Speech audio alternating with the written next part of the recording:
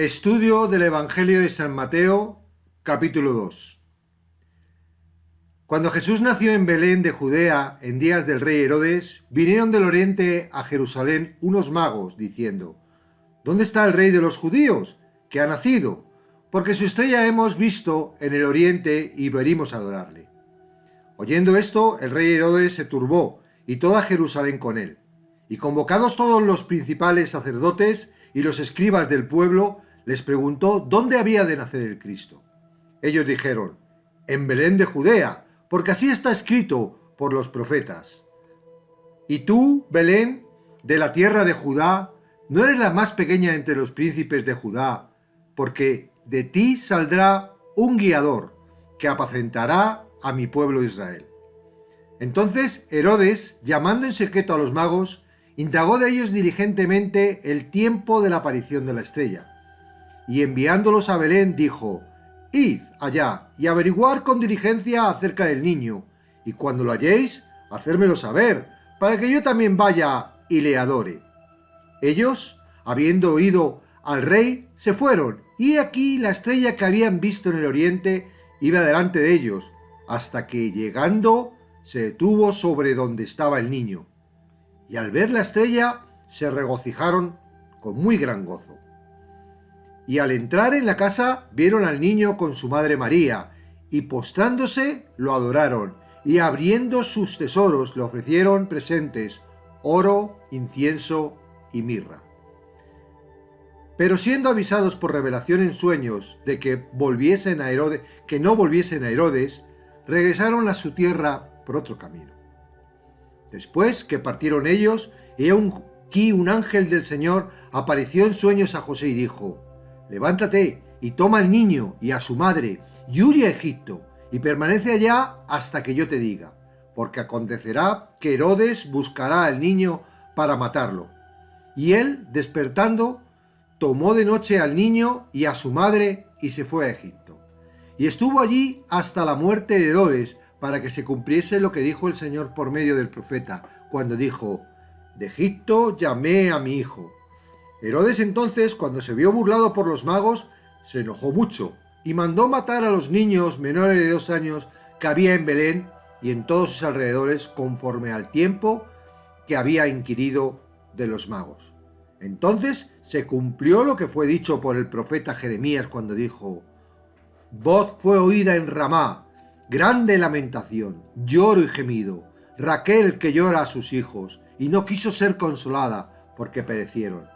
Pero después de muerto Herodes, he aquí un ángel del Señor apareció en sueños a José en Egipto, diciendo: levántate, toma al niño y a su madre, y vete a tierra de Israel, porque han muerto los que procuraban la muerte del niño.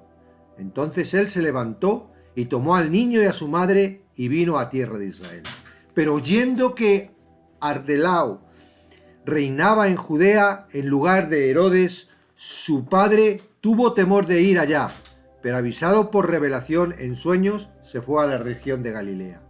Y vino y habitó en la ciudad que se llama Nazaret, para que se cumpliese lo que fue dicho por los profetas, que habría de ser llamado Nazareno. Cuando salís a la calle, antes de salir a la calle, hay un elemento imprescindible para las chicas, ¿eh? Los chicos pasamos un poco más de eso, pero para las chicas, que es necesario. A ver quién sabe qué elemento es. ¿Nadie? Bueno, rápidamente. Un espejo. Sí, un espejo. Es necesario, cuando tú sales a la calle, tú vas y te miras al espejo para ver si está todo correcto, para verte, reconocerte y decir: este soy yo.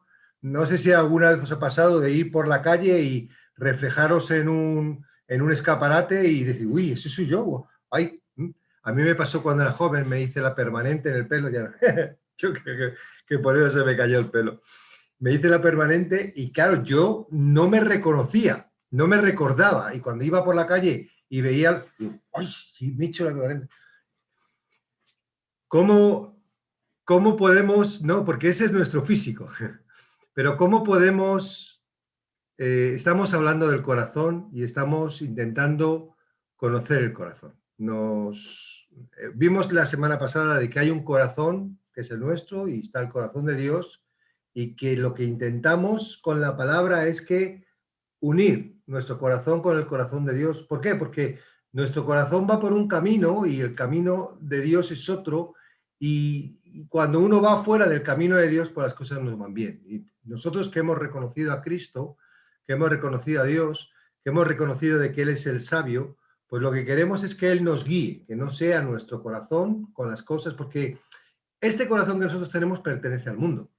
Y lo vemos en Herodes, lo vemos, ¿no? Entonces, lo que queremos es unir nuestro corazón al corazón de Dios. Ahora, para reconocer nuestro corazón, necesitamos la palabra. La palabra, la Biblia es nuestro espejo del corazón. Cuando nosotros nos acercamos a la Biblia, tenemos que hacer un esfuerzo, porque, digo, estamos acostumbrados a escuchar historias, ¿no? Es normal que cuando escuchemos que la matanza de los niños que pasó Herodes nos impresione y nos pongamos tristes, pero si veis las noticias, esto sigue pasando todos los días, ¿eh? No es una cosa de Herodes, constantemente, constantemente están matando niños, y si es en Halloween no os digo lo que sucede, y con los órganos de tráfico de órganos no sabéis y si son los satánicos y toda esta gente que hace sacrificios con Moloch y los niños, esto está pasando a diario, a diario. Entonces, nuestra costumbre es acercarnos a la palabra viendo la historia, y lo que tenemos que decir, esto es un espejo y está mostrando el corazón de Dios. Tenemos aquí unos magos que efectivamente no son reyes, no ponen nada de reyes, ni que fuesen tres, ni que uno fuera negro, ni Melchor, ni Gaspar, ni Baltasar, unos magos. Vinieron unos magos, ¿no? Unos magos. En aquella época los magos eran gente entendida, ¿no? No eran de magia como hago yo con los niños. No, eran gente que entendía de astrología, que entendía de la palabra, que eran estudiosos, iban buscando cosas. Y Dios los usaba, ¿no? Ahora, estos magos, en un momento dado, dejaron de seguir la sabiduría que estaban encontrando en la palabra, porque ellos vieron la palabra y vieron la estrella y sabían lo que sabían los magos y lo que sabían los sacerdotes, sabían esas señales. Pero en un momento dado dejaron de seguir esas señales para seguir sus pensamientos. ¿Dónde nace un rey? En un palacio. Por eso ellos lo primero que hacen cuando llegan a Belén es ir al palacio. Error, ¿verdad? Fue un error grandísimo, porque si no hubieran ido al palacio, Herodes no hubiera entrado en esa envidia, en ese temor, en esa cosa, no hubiera pasado lo que hubiera pasado. Pero ellos, siguiendo su pensamiento y siguiendo su sabiduría humana, pues dijeron, ¿dónde nace un rey? En un palacio. Pero Jesús es un Dios distinto, ¿verdad? Jesús es un rey distinto. Jesús no nació en un palacio. Jesús nació en un pesebre. Y en realidad lo que hoy está sucediendo con este capítulo es que Jesús está naciendo en nosotros. Eso es lo que quiere decir. O sea, cada vez, ¿os acordáis que la semana pasada nos quedaba diciendo, estamos embarazados de Jesús? Hoy damos a luz a Jesús. Es decir, nosotros, nace Jesús en nuestros corazones, ¿no? Entonces, los magos, siguiendo su pensamiento, van al castillo de Herodes, y en el castillo de Herodes se encuentran que han metido la pata. Cuando salen del castillo de Herodes viendo que han metido la pata, mirad, dice, y ellos, habiendo oído al rey, se fueron, y he aquí la estrella que habían visto en el oriente iba delante de ellos hasta que llegaron, se detuvo sobre donde estaba el niño, y mirad qué curioso, y al ver la estrella se regocijaron con muy gran gozo. No es el niño, sí le adoraron, pero lo que les entró un regocijo, lo que les entró un gran gozo fue la luz, fue la estrella, lo que les guió a Jesús. ¿Ok? En nosotros, en estos tiempos, esta estrella sería la palabra. Lo que guía a una persona a Jesús es la palabra. No podemos guiar a una persona fuera de lo que es la palabra. Aprendí algo muy importante que está en la Biblia, ¿no? Hay 3 eras. Está la era del Padre, la era del Hijo y la era del Espíritu Santo. El Antiguo Testamento es la era del Padre. Ahora, ¿cómo hablaba Dios en la era del Padre? A través de ángeles, a través de profetas, ¿verdad? A través de sueños y visiones. Vemos que en el Antiguo Testamento Dios habla en la era del Padre a través de esos símbolos.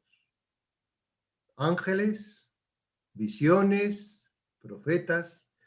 En un momento dado, 400 años antes de Jesús, que naciera Jesús, como que la comunicación cortó.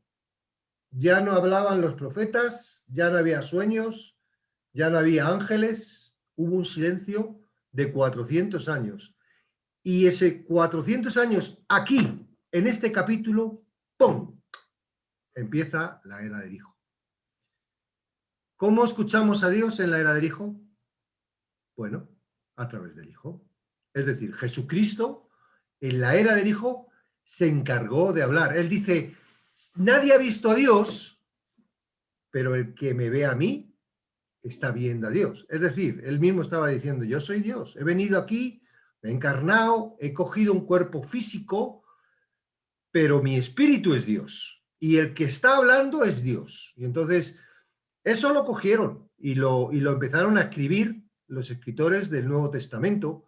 Pero si os dais cuenta, lo que escribieron los escritores del Nuevo Testamento era la palabra de Jesús. La palabra de Jesús. La palabra de Jesús. Entonces, en la era del Hijo, ¿cómo hablaba Dios? A través del Hijo. ¿Vale? Ahora, hasta que el Hijo hablaba, ¿verdad? Porque tuvo que hablar, porque era un niño pequeñito, sí Dios utilizó ángeles, como vemos con Jesús y sus sueños, ¿no? Pero una vez que ya entra en el ministerio, vais a ver que ya no hay ángeles, ya no hay profetas, ya no hay... Es Jesús el que habla. Aún el último profeta, el último, que dice que es el más importante, pero que es el menos en el reino de los cielos, Juan el Bautista. Que ya llegaremos a él. Y es muy importante también este hombre. Vale, ahora, Jesús muere. Tercer día resucita y sube al cielo.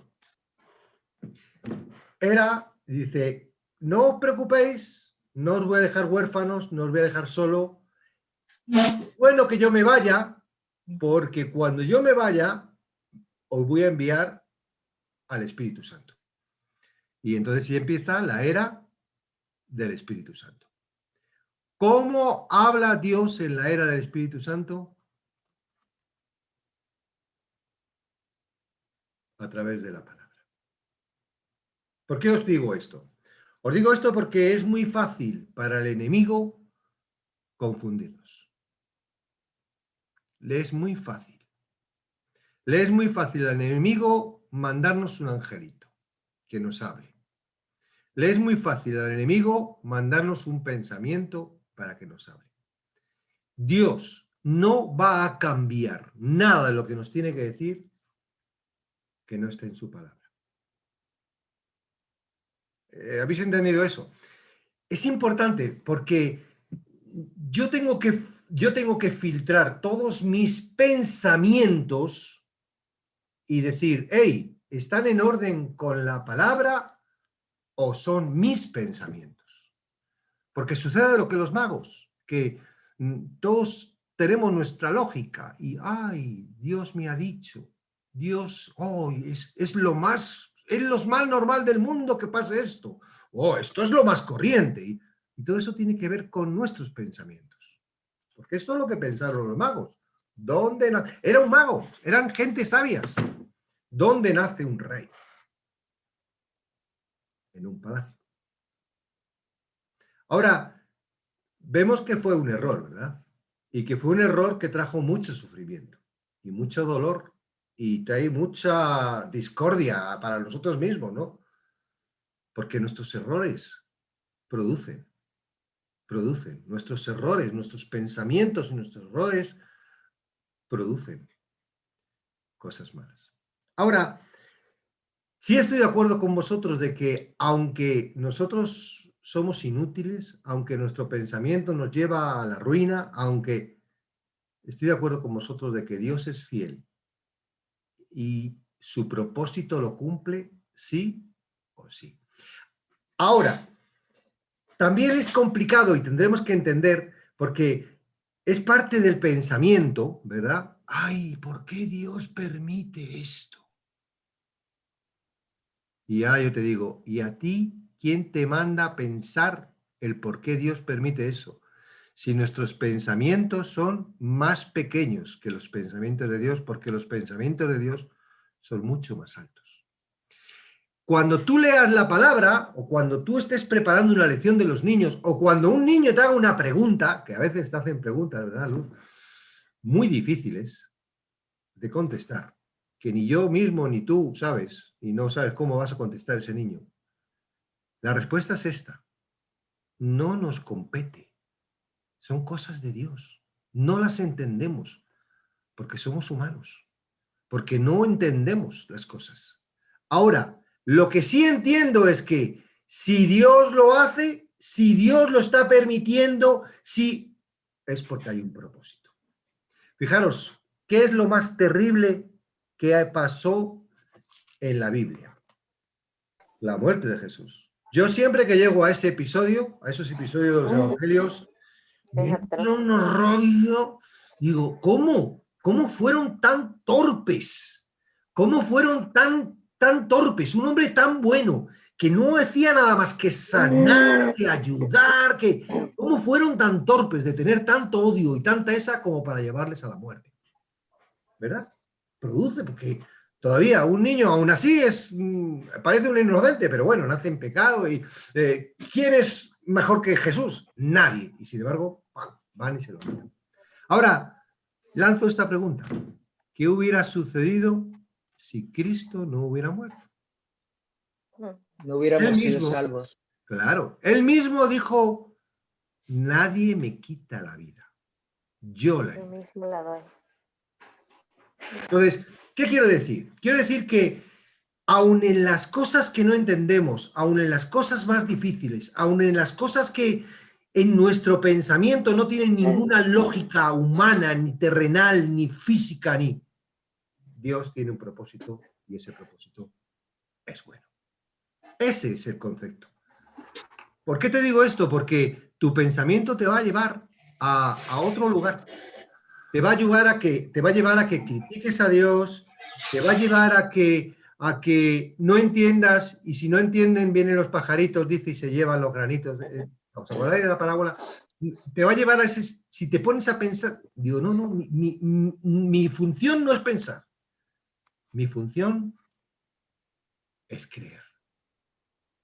Y a veces es complicado. Le fue complicado a Marta y María cuando Jesús le dijo, tu hermano vivirá. ¡Oh, pero si ya huele! ¿Cómo va a venir? Si hubiera venido antes. Le fue complicado al hombre de 37 años, o 37, no sé cuántos tenía, que estaba enfermo, cuando le dijo, levántate y anda. Digo, pero ¿cómo voy a andar si me levanto? Le fue muy complicado a muchos, vamos a ver muchos, que no era lógico lo que estaba pasando, pero que era Dios el que estaba hablando.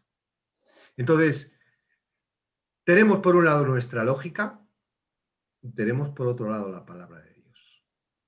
¿A quién crees? ¿A la lógica o a la palabra de Dios? Mirad. A la palabra. A la palabra. Mirad, hay un concepto equivocado. A mí me gusta mucho enseñar esto y vamos a tocarlo más veces, ¿no? Porque hasta que uno se centra claramente, cuesta un poquito. A mí me costó. El árbol de la sabiduría del bien y del mal, que estaba puesto en el huerto de Edén, no era una pruebita que Dios puso para que ver si Adán y Eva eran obedientes. No, Dios no pierde el tiempo en esas tonterías. Dios creó un ser del polvo y sabía que éramos tan torpes que íbamos a comer, pero vamos, de cabeza. No, Es que parece como que el arbolito era la prueba y que nosotros no, la de cabeza, porque somos tan malos y tan desobedientes y por eso estamos en pecado, porque desobedecimos. Es mucho más profundo. Mirad, pensarlo de esta otra forma. Pensarlo de forma de que en vez de un mandato de Dios, no comáis de ese árbol, porque lo tomamos como un mandato que luego desobedecemos, tomarlo como una advertencia. No comáis de ese árbol porque si coméis, moriréis. Está advirtiendo a Adán y Eva que ese árbol tiene un fruto que mata. ¿Entendéis? O sea, porque de ahí parte el pecado. Nosotros decimos, el pecado es, ¿qué es el pecado? Ah, pues el pecado es mentir, robar, matar, engañar, odiar. No, eso es el fruto del pecado. El pecado en sí es esto. Yo pienso por mi propia cuenta. Yo tomo del árbol de la sabiduría, del bien y del mal, porque fijaros que no era el árbol del mal, no, de la sabiduría, del bien y del mal. Soy capaz de saber qué es lo bueno y qué es lo malo. Mira, si lo que tú crees que es bueno se diferencia con lo que dice que es bueno en la Biblia, estás equivocado. Hay un error, algo está pasando.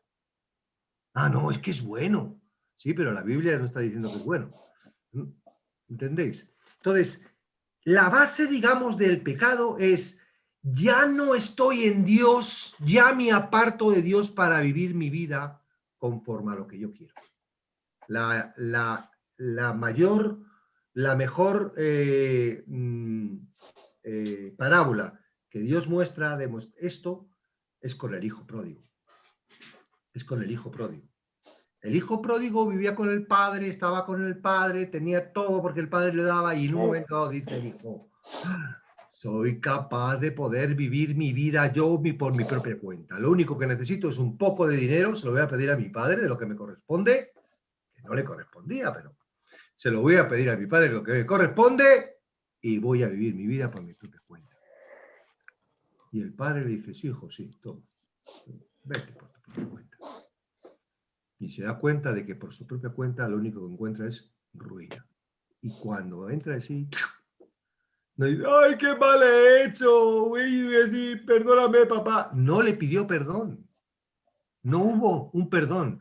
Hubo un reconocimiento de que había pecado contra el cielo, contra Dios, contra el Padre y contra el cielo. ¿Por qué? Porque se había apartado del Padre.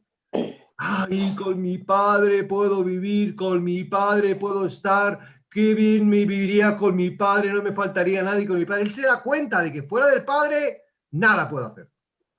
Ese es el verdadero arrepentimiento. Es decir, si en un momento dado tú dices, ¿cómo llevo mi vida? ¿Cómo estoy viviendo mi vida? ¿Estoy realmente viviendo mi vida como me dice Dios? Que es mi nuevo Señor. Porque cuando nacemos de nuevo, lo que significa es que hemos muerto al dominio del pecado para pasar al servicio de Dios. Es decir, mi dueño no es el pecado, sino que mi dueño es Dios. Mi dueño es Cristo. Vale, entonces, ¿qué me dice mi Dios que tengo que hacer? ¿Cómo tengo que vivir? Esa es otra que también vamos a aprender. ¿Qué es lo que nos dice que tenemos que hacer? ¿No? Entonces, si yo estoy viviendo mi vida, yo creo en Dios, yo le amo, yo voy a la iglesia, yo hago mi ministerio, yo todo fantástico, pero a la larga, mis decisiones, lo que yo hago, lo que decido, lo que viene de mis pensamientos. Vas a estar muchos días en el palacio de Herodes, visitando a Herodes y metiendo la pata. Porque eres tú, no es él el que te está dirigiendo, no es la estrella. Por eso cuando uno abandona la estrella, ya no hay gozo. Yo decía, ¿dónde está el gozo del cristiano? Cuando yo estaba en la iglesia y yo veía a la gente a la iglesia y yo veía el sufrimiento, ora por mí. Digo, yo veo en la Biblia veo un gozo que no entiendo, que no veo. Y yo ahora sí le veo. Porque el gozo está en creer en la palabra. independientemente de mis circunstancias y lo que me pase. Vemos a José, ¿verdad? Esa es la parte, José es la parte que nos habla de la seguridad de Dios. José nos está hablando de un corazón que está en contacto con Dios y que escucha a Dios y obedece a Dios. José no se cuestionaba. Le llega un ángel y dice, vamos, coge a tu hijo, coge a tu mujer y sálgate de aquí para Egipto. Egipto era un sitio complicado, ¿eh? No creéis que era un sitio bueno para un israelita. Y él, pa, pa, pa, pa, pa. ¿Quién se lo decía? ¿Su pensamiento? ¿Su lógica? ¿Su sabiduría? ¿Su amor como padre? No, era Dios. A través de un ángel. Claro, todos queremos que me lo diga un ángel. No. Nos toca. Esto es lo que nos toca a nosotros. Nos toca cuando leemos esto, decir, wow, ¿cómo está mi corazón? ¿Cómo están mis pensamientos? Y wow, ¿cómo es Dios que es fiel? Que aunque yo soy una porquería, aunque yo no valgo nada, aunque yo estoy todo el día en mis pensamientos y en mis afanes, Él no me va a dejar ni me va a abandonar. Él no va a descumplir ni una de las reglas que están aquí. Ahora, ¿cuál es el propósito que tenéis en estas salas? Claro, yo sé que el propósito que tenéis principal es escuchar a Dios, pero hay un propósito secundario que es cómo transmito lo que yo escucho a Dios a los niños, ¿verdad? Mira, ayer yo estuve en una charla que hablaban de la educación del corazón y yo dije, ¿por qué no me la dieron a mí cuando eran pequeño? ¿Y por qué no se la dieron a mis padres? ¿Y por qué no me la dieron cuando me casé? ¿Y por qué no me la dieron cuando tuve un hijo? Porque no nos lo enseñan. Y el hombre decía, esto es algo que se estudia en la universidad. Digo, toma, entonces los que no vamos a la universidad somos torpes, burros, y vamos dirigidos por un corazón duro. Que hay cosas que si nos lo enseñan cuando somos pequeños y crecemos con esa sabiduría, nos dan la vida. ¿Qué es lo que puede dar la vida a un niño? Mirad, de verdad, hoy rompemos una lanza. Si un niño dice, ay, Jesús, ven a mi corazón, perdóname todos mis pecados, ¿es salvo? No. Un niño es salvo cuando nace de nuevo. ¿Cuándo nace de nuevo un niño? Cuando se da cuenta de que él, por su propia cuenta, por sus propios pensamientos, por su propio esfuerzo, no puede llevar su vida, sino que tiene que depender absolutamente de la palabra de Dios. Se pone más complicado. Ya no es tan fácil, ¿verdad?, que decirle a un niño, haz esta oración. Yo cuando estaba en los payasitos y decía, ¿quién quiere creer a Cristo? ¿Quién quiere aceptar a Cristo? ¡Wow! Todo levantaba la mano y salía yo más gordo que nada diciendo, ¡madre mía! Todos los que se han convertido. Pero luego yo no veía cambio en ellos. Porque en realidad eso no es. El verdadero nacimiento es cuando uno se da cuenta cuál es mi naturaleza y dónde está mi naturaleza. Porque ahí es cuando yo me voy a dar cuenta. Porque estando aquí, me voy a esforzar. Sí creo en Dios, pero me voy a esforzar, voy a cometer y voy a estar visitando al palacio de Herodes constantemente. Y ahí no está Jesús. Ahí no está Jesús. Ahí está mi pensamiento, ahí está mi lógica, ahí está mi intelecto, ahí está lo que me dicen otros, ahí está. No. Cuando yo entienda que la palabra de Dios tiene que dirigir mi vida porque yo no puedo dirigirla por mi propia cuenta, entonces dice, este niño es salvo y no se va a perder en la vida. Haga lo que haga, porque no importa lo que haga, ya entiende dónde está la salvación. ¿Dónde está la salvación? ¿En lo que hagamos nosotros o en lo que hizo Cristo? Lo que hizo Cristo. Hizo Cristo.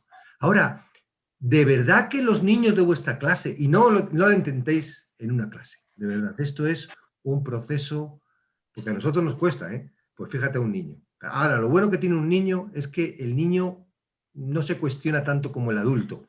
El adulto tiene las neuronas como más, los circuitos más distorsionados, tiene mucha más información, se cuestiona mucho más. El niño se cuestiona un poco menos. Entonces, lo único que tenemos que hacer ahora a los niños es dirigirlos para que ellos se encuentren con esta verdad. Y tú te vas a dar cuenta cuando un niño nace de nuevo. Un niño nace de nuevo cuando realmente quiere seguir a Cristo, no para ser el mejor de la clase, no para que no le regañen, no, porque entiende de que él, por su propia cuenta, no va a poder controlar su vida. Ahora, en nuestras manos tenemos la posibilidad de hacer ejércitos enormes, porque a nosotros no nos han enseñado esto. Nosotros hemos crecido y estamos llenos, como yo digo, de basura y de pensamientos y de cosas, y tenemos que estar todo el día reseteando nuestro cerebro y, ay, no tengo que, ay, sí. Ellos no. Ellos están limpitos. Le podemos meter una información más clara. Entonces, si de verdad queréis contarle la historia de los Reyes Magos, decirle, mira, los Reyes Magos eran sabios, listos, muy listos. Supieron saber cuándo iban a nacer Jesús. Y desde muy lejos, viniendo, siguiendo una estrella, llegaron hasta Belén. Pero en un momento dado, dejaron de seguir esa estrella y se pusieron a seguir su sabiduría, a seguir sus pensamientos, la lógica que... y se equivocaron. Y la equivocación suya trajo mucho dolor. Y luego quieres traerlo a la práctica, pues le buscas. A ver, ¿qué crees que Dios quiere para tu vida? ¿Qué crees que quieres que seas tú? ¿Qué quieres que hagas? ¿Qué piensas? Y cómo tus pensamientos pueden apartarte de eso.